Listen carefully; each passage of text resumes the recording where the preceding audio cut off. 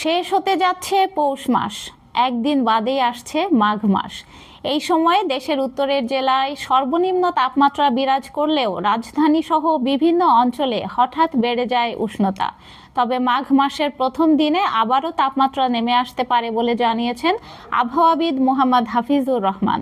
সোমবার 31 জানুয়ারি গণমাধ্যমকে এই তথ্য জানান তিনি। মঙ্গলবার 14 জানুয়ারি উত্তরের জনপদে তাপমাত্রা একটু কমতে পারে। এছাড়া এ সময় ঢাকাসহ বেশিরভাগ এলাকায় তাপমাত্রা খানিকটা বাড়তে পারে।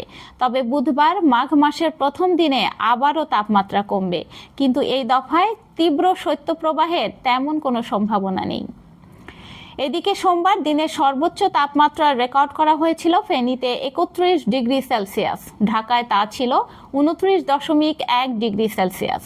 শীতের দিন অনুযায়ী সর্বোচ্চ তাপমাত্রা আসলে কিছুটা বেশি বলা যায়। এছাড়া এখন দেশের বিভিন্ন স্থানে আকাশে মেঘ রয়েছে।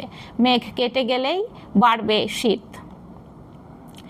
আবহাওয়া অধিদপ্তরের এক বিজ্ঞপ্তিতে জানানো হয়, মঙ্গলবার সন্ধ্যা 6টা পর্যন্ত অস্থায়ীভাবে আংশিক মেঘলা আকাশ সহ সারা দেশের আবহাওয়া শুষ্ক থাকতে পারে। সেই সঙ্গে শেষ রাত থেকে ভোর পর্যন্ত সারা দেশের কোথাও কোথাও হালকা থেকে মাঝারি ধরনের কুয়াশা পড়তে পারে। আবার এই সময়ে সারা দেশে রাতের তাপমাত্রা সামান্য বৃদ্ধি পেতে পারে ও দিনের তাপমাত্রা প্রায় অপরিবর্তিত থাকতে পারে।